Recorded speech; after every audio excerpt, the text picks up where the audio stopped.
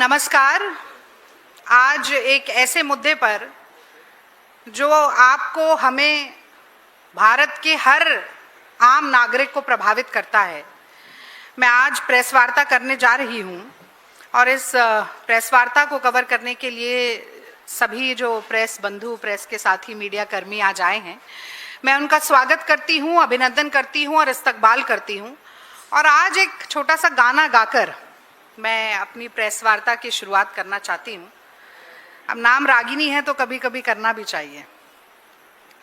तो ऐसे अच्छे दिन किसी के भी ना आए, ऐसे अच्छे दिन किसी के भी ना आए, महंगाई आसमां को छूती जाए, पेट्रोल डीजल भी सेंचुरी लगाए, ब्रेड दूध के भी लाले पड़ जाए, सिलेंडर में गैस ना भरवा पाए, सोने चांदी पे भी टैक्स लगाए, कि जीना तो मुहाल हो गया, कि जीना तो मुहाल हो गया, महंगाई का भूचाल हो गया, अच्छे दिन का अकाल हो गया। झूठ बोलिए, झूठ बोलिए, झूठ बोलिए। तो मोदी जी इतना भी झूठ मत बोलिए। अभी तो चुनावी रैली में आप यूं हाथ हिला हिलाकर जनता को आश्वासन दे रहे थे कि सब चंगा सी, देश में तेल का, पेट्रोल डीजल का कोई संकट नहीं है।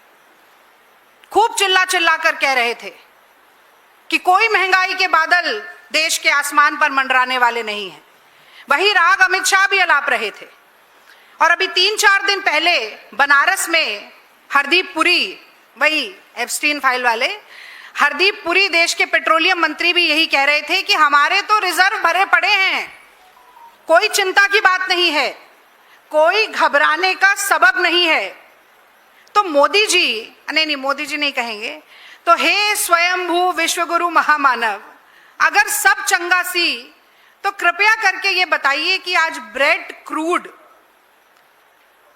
का दाम $100 प्रति बैरल से जब नीचे आ गया है, यानी कि साधारण सरल भाषा में कहें तो दुनिया भर में जो कच्चे तेल, क्रूड ऑयल की कीमत है आज करीब करीब $98 प्रति बैरल हो गई है। तो आज ही के दिन हे महामानव, आपने पेट्रोल में ₹2.87 और डीजल में ₹2.70 क्यों बढ़ा दिए? अगर सब चंगा सी मोदी जी, तो पिछले 11 दिनों में पेट्रोल के ₹8 और डीजल के ₹7.80 बढ़ाने की जरूरत क्यों पड़ी? अगर सब चंगा सी मोदी जी, तो कृपया करके बताइए कि एक्साइज ड्यूटी को लगातार बढ़ा बढ़ाकर जो 43 लाख करोड़ रुपया आपने इकट्ठा किया था, इकट्ठा भी नहीं वसूल किया था, यानी कि 1000 करोड़ रुपया प्रतिदिन, तो तेल का संकट आने के बाद उस वसूली से ही देश की जनता को आर्थिक राहत पहुंचाने के बजाय आप उसी जनता की मेहनत की, खून पसीने की, गाड़ी कमाई पर डाका क्यों डाल रहे हैं?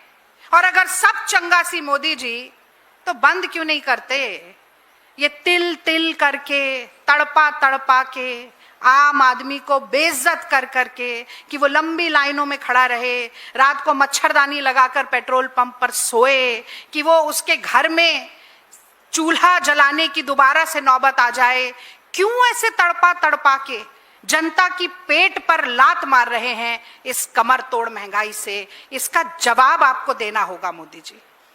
पर सवाल पूछने के बाद अगर मैं सोचती हूं तो लगता है कि वो प्रधानमंत्री देश का जिसने 12 साल में एक भी प्रेस वार्ता नहीं की, और जो आदि है, आप आम चूस कर खाते हैं या काट कर? आप थकते क्यों नहीं? आप कौन सा टॉनिक पीते हैं? आप बटुआ दाईं तरफ रखते हैं या बाईं तरफ रखते हैं? जो प्रधानमंत्री ऐसे सवालों का आदी है, वो त्राहिमाम कर रही जनता के सवालों का कहां जवाब देगा? तो प्रधानमंत्री जी से तो जवाब मिलेगा नहीं। तो मैंने सोचा कि जवाब की तरफ क्यों ना मैं ही छोटा सा इशारा कर दूं। तो एक खबर और आई है, और वो खबर क्या कह रही है कि जो 3 स्टेट रन ऑयल कंपनीज हैं हमारे देश की, जो कि 90% डोमेस्टिक रिटेल मार्केट को कंट्रोल करते हैं, Indian oil, Bharat petroleum, Hindustan petroleum, उनका Q4 यानी 4th क्वार्टर का कंबाइंड नेट प्रॉफिट, उस प्रॉफिट में 41% का उछाल आया है। यानी जनवरी से मार्च के बीच में जब मोदी जी कह रहे थे कि वैश्विक संकट है, वैश्विक संकट है, हर देश पर मार है, तो इस वैश्विक संकट के दौरान इन ऑयल पेट्रोलियम कंपनीज का कंबाइंड मुनाफा अगर आप देखें, प्रॉफिट देखें, तो 19,470 करोड़ रुपया है। यूं ही थोड़ी अंबानी जी तेल एक्सपोर्ट कर रहे हैं बाहर, जब यहां घर में तेल नहीं मिल रहा है किसी को। तो मतलब कि जब जनता एक एक बूंद, एक एक लीटर तेल के लिए तरस रही है, जब एलपीजी सिलेंडर की किल्लत चल रही है, जब त्राहिमाम हो रहा है, सड़कों पर लोग उतर रहे हैं, नारे लगा रहे हैं, बाय बाय टाटा मोदी जी कह रहे हैं, मोदी जी ने धोखा दिया कह रहे हैं, उस वक्त तेल की कंपनियां 19-20 हजार करोड़ का मुनाफा कमा रही है। तो जो सवाल मैंने अभी पूछे, उनका जवाब यही है कि जनता की जेब काटकर, जो मोदी जी कहते थे ना, अब तो कहना बंद कर दिया, इतना लोग ट्रोल करने लगे। पहले कहते थे ना मित्रों, आपने ये महसूस किया कि नहीं कि अब भाषणों में मित्रों मित्रों नहीं करते, क्योंकि मित्रों के नाम पर ही उनको सवालिया निशान उन पर दागे जा रहे हैं सबसे ज्यादा। तो जनता की जेब काटकर अपने मित्रों की तिजोरी भरने का काम मोदी जी और मोदी जी की सरकार कर रही है। इसीलिए बार बार पेट्रोल डीजल के दाम बढ़ाए जा रहे हैं, जबकि ये कहा जाता है कि जहां चाह वहां राह। अपने आजू बाजू देखें, अगर ऑस्ट्रेलिया में एक्साइज ड्यूटी कम हो सकती है, अगर जर्मनी में एक्साइज ड्यूटी कम हो सकती है, अगर ब्रिटेन के प्रधानमंत्री कह सकते हैं कि 100 पाउंड तक का बिजली का बिल माफ करेंगे, अरे छोड़िए, नेपाल में भी 2 रुपए कम हो सकते हैं। तो 43 लाख करोड़ रुपए की वसूली करने के बाद यही मजबूरी है मोदी जी की, यही मजबूरी है एक कॉम्प्रोमाइज प्रधानमंत्री की, कि उसे बार बार पेट्रोल डीजल के दाम बढ़ाकर जनता की कमर तोड़नी पड़ती है। और अब एक छोटा सा गाना भी मैं आपको सुनाना चाहती हूं, आजकल दोबारा बजने लग गया है बड़ी धूम के साथ। तो जरा ये गाना सुनते हैं।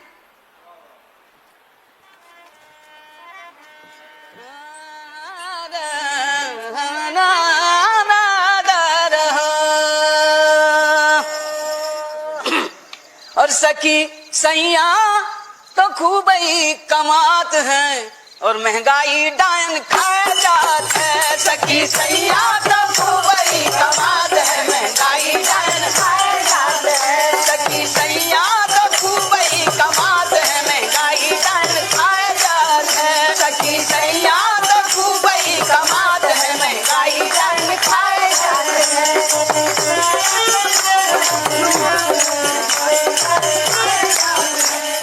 हर महीना उछले पेट्रोल डीजल का भी उछले रोल, सगर भाई के काहे बोल। हर महीना उछले पेट्रोल डीजल का उछले रोल, सगर भाई के काहे बोल।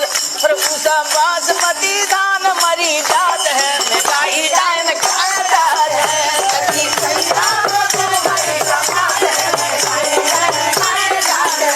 सखी सैया तो खूब ही कमात है, महंगाई डायन खा जात है।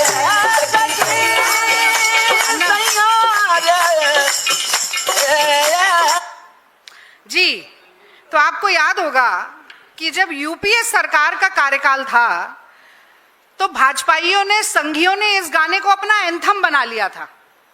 जहां जाते थे गाना बजाते थे, गली मोहल्ले पे, चौराहे पे, नुक्कड़ पे, सब जगह खड़े होकर। और अब देखिए अपने ही बिछाए जाल में कैसे फंस गए हैं। यहां पर तो कहा जा रहा है कि हर महीना उछले पेट्रोल, यहां तो 11 दिन में ही 4 बार बढ़ गया है। पर इससे भी ज्यादा कमाल की बात यह है कि जब संघी भाजपाई कांग्रेस पार्टी को टारगेट करने के लिए ये गाना बजाते थे, तो भी इसकी पहली लाइन क्या है? सखी सैया तो खूब ही कमात है। यानी कि कमाई के जरिए थे, नौकरी थी, रोजगार था, घर में पैसा आ रहा था, आमदनी थी। और आज मोदी राज में क्या हो रहा है? हर महीना उछाल नहीं है, हर दूसरे दिन उछाल है।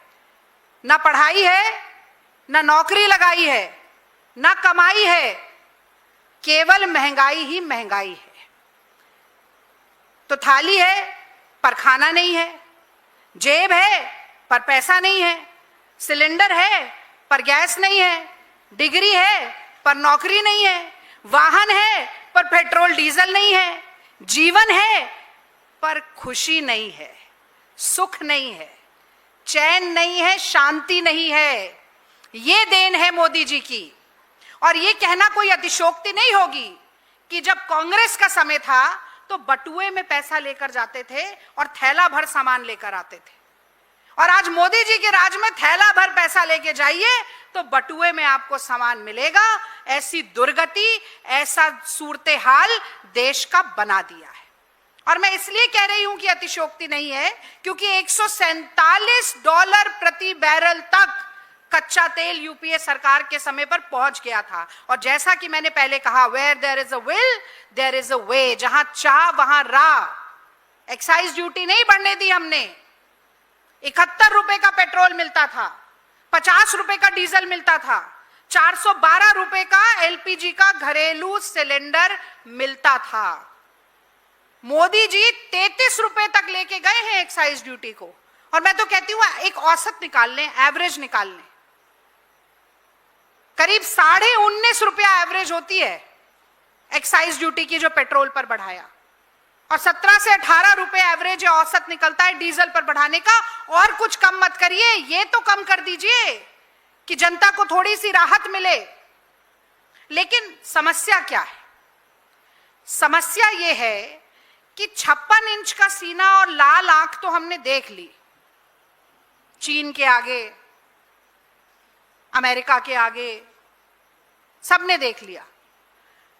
पर जो तथाकथित 56 इंच के सीने में एक लोगों के लिए धड़कता हुआ दिल चाहिए, जो अपने देश के लोगों की व्यथा को, पीड़ा को, परेशानी को समझ सके। वो दिल नहीं है मोदी जी के पास। वो दिल मोदी जी का पथरा चुका है। और यही कारण है कि देश में पेपर लीक हो जाए, अभ्यर्थी आत्महत्या कर लें। अभी हम सब देख रहे हैं, गुजरात में, वलसाड़ में, इंदौर में, मध्य प्रदेश की तमाम जगहों पर, अभी बुंदेलखंड से भी आने लगेंगी तस्वीरें। एक एक पानी की बूंद के लिए तरस रहे हैं। छोटी छोटी सी बच्चियों को कई 100 फीट नीचे उतर कर जाकर एक मटका पानी लेकर ऊपर चढ़कर आना पड़ रहा है। गैस नहीं है, मैंने बोला, पेट्रोल डीजल के लिए लंबी लंबी लाइनें लगी। और मोदी जी की प्राथमिकता क्या है? मोदी जी की प्राथमिकता है कि वो विदेश जाएं, पहले प्रवचन सुनाएं, फिर विदेश जाएं, वहां पर टॉफी चॉकलेट खिलाएं और रील बनाएं। तो अगर रोम जलेगा और नीरो बांसुरी बजाएगा तो उसको कटघरे में खड़ा किया जाएगा, उस पर सवालिया निशान लगाया जाएगा। तो मोदी जी, ये रील बनाकर खीसे निपोरने का समय नहीं है। ये देश की जनता के लिए एक मुखिया के रूप में, एक अभिभावक के रूप में खड़े होने का समय। और एक बात मैं और अंतिम यहां पर करके जाना चाहती हूं। जब भी ये सवाल पूछा जाता है सत्ताधारियों से, भारतीय जनता पार्टी की सरकार से, मंत्रियों से, संतरियों से, प्रवक्ताओं से, कि क्यों ऐसी दुर्दशा हो रही है, तो कहते हैं वैश्विक संकट है, वैश्विक संकट है। अरे वैश्विक संकट की मार एक देश पर कैसे पड़ेगी, ये उस देश की नीतियों पर निर्धारित होता है, नीतियों से निर्धारित होता है। अगर मोदी जी कॉम्प्रोमाइज प्रधानमंत्री ना होते, अगर मोदी जी ने ट्रंप के आगे सरेंडर ना किया होता, तो रूस से सस्ता तेल खरीदने के लिए बार बार अमेरिका के आगे नाक रगड़कर अनुमति नहीं लेनी पड़ती। 12 लाख बैरल हर रोज हमारे देश में कम तेल आ रहा है, उसकी आपूर्ति के लिए चिंता नहीं करनी पड़ती। देश के लोगों को बार बार पेट्रोल डीजल हाइक की मार नहीं सहनी पड़ती। और मैं ये भी याद दिलाना चाहती हूं कि जो हाउस होल्ड इनकम है हमारे देश की, लोगों की घरेलू बचत, ये तो वैश्विक संकट से पहले ही 50 सालों में सबसे कम हो गई थी। चीन के साथ जो ट्रेड डेफिसिट है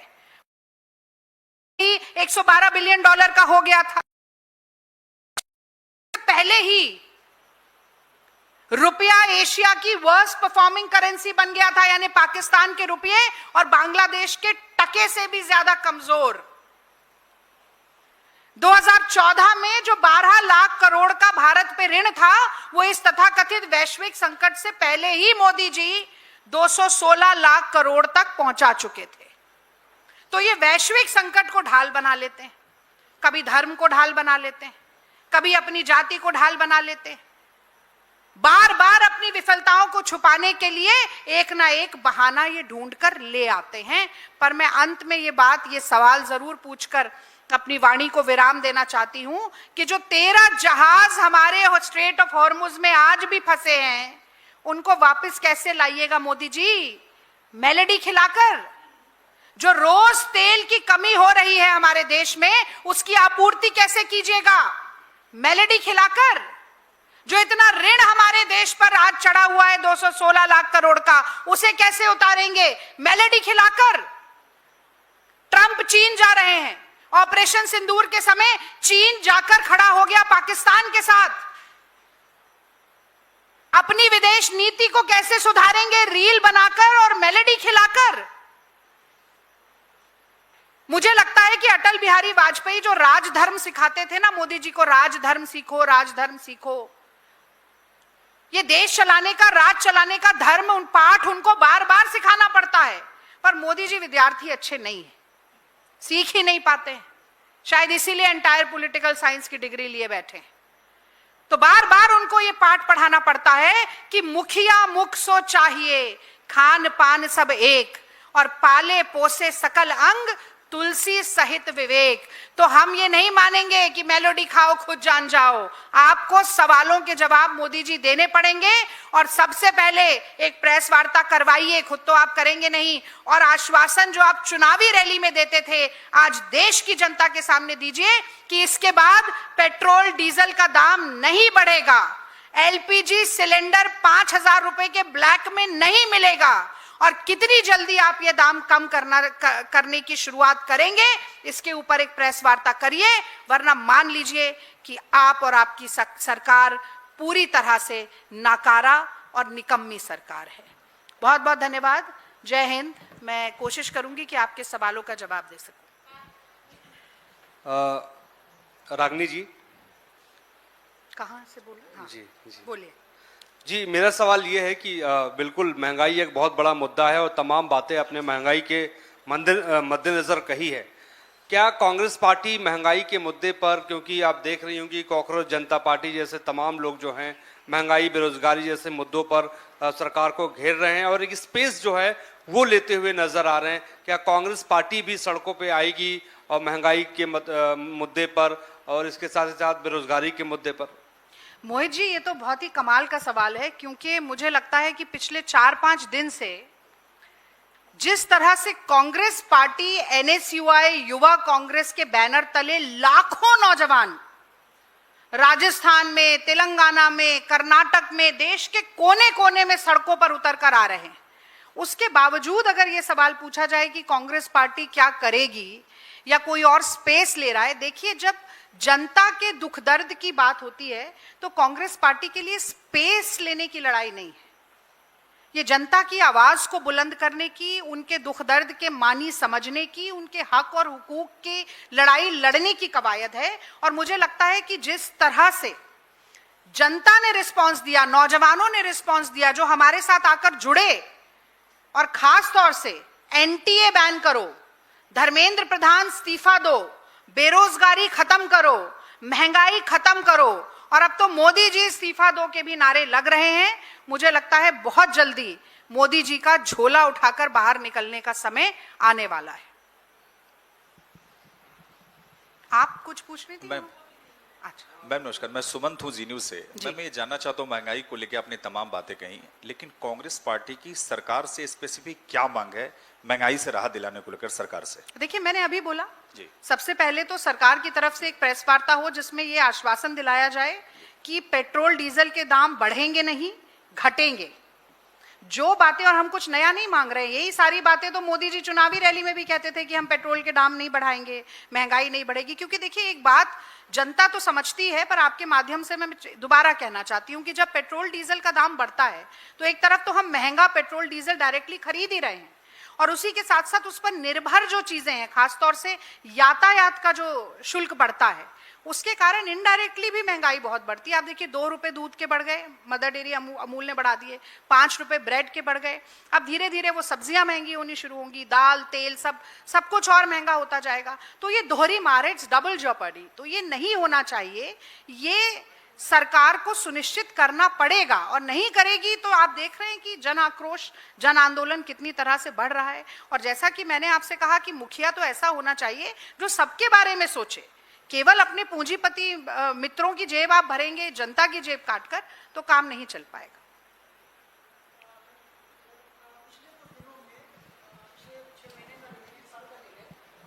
बहुत सारे ऐसे, चाहे मनरेगा हटने का मुद्दा हो, मनरेगा का उन्होंने नाम बदल के उसमें प्रावधान बदल दिए, पेट्रोल डीजल बढ़े, ऐसे बहुत सारे मुद्दे आए जिन पे कांग्रेस पार्टी को मौका मिला कि वो सड़क पर उतरे और रोड जाम करे। लेकिन होता क्या है कि चाहे राजस्थान हो, जहां पे आप मजबूत स्थिति में हैं, वहां पे एनएसयूआई उतर के प्रदर्शन करती है। पुराने कार्यकाल में हम देखते थे भारत बंद हो जाता था, वैसा उस टाइप का कांग्रेस पार्टी कुछ करते दिखाई देती नहीं है। देखिए, मैं तो कल से 2-3 दिन से जो भी ट्वीट करती हूँ या सोशल मीडिया पे अपनी पोस्ट डालती हूँ, उसमें मैं लिखती हूँ, कांग्रेस इधर है, गोदी मीडिया किधर है। इतना हुजूम पे हुजूम निकल रहा है, लोग मशाले लेकर चल रहे हैं, लाखों करोड़ों लोग सड़क पर उतर रहे हैं, और अगर यही सवाल पूछा जा रहा है कि कांग्रेस कहाँ है, तो मुझे लगता है कि इस सवाल पर भी थोड़ा सा आत्ममंथन होना चाहिए। आज कांग्रेस पार्टी के अलावा कौन सा राजनीतिक दल है जो कांग्रेस की विफलताओं, माफ कीजिए, सरकार की विफलताओं पर सरकार को की नाक में नकेल डालने का काम कर रहा है? कौन सा नेता है राहुल गांधी के अलावा पूरे देश में, आप बताइए, जो आरएसएस, बीजेपी, प्रधानमंत्री जी की आंखों में आंखें डालकर चुनौती देकर सवाल पूछ रहा है? तो मुझे लगता है कि लोकतंत्र का जो चौथा स्तंभ है, उसको भी कहीं ना कहीं ये समता और समानता की सत्ता जो कर रही है, उसके खिलाफ विपक्ष क्या कर रहा है, उसको भी बराबरी से प्रदर्शित करना चाहिए, ताकि ये समन्वय बना रहे। हम देखिए, सोशल मीडिया पर भी लड़ाई लड़ेंगे, हम जमीन पर भी लड़ाई लड़ेंगे, हम चुनाव में भी लड़ाई लड़ेंगे, और जहां जरूरत पड़ेगी हम कानूनी लड़ाई भी लड़ेंगे। तो कांग्रेस पार्टी न पीछे हटी है, न पीछे हटेगी। और जहां तक कांग्रेसियों का सवाल है, तो जैसा कि राहुल जी कहते हैं, हम बब्बर शेर हैं, किसी से डरते नहीं, किसी के आगे झुकते नहीं। धन्यवाद, थैंक यू।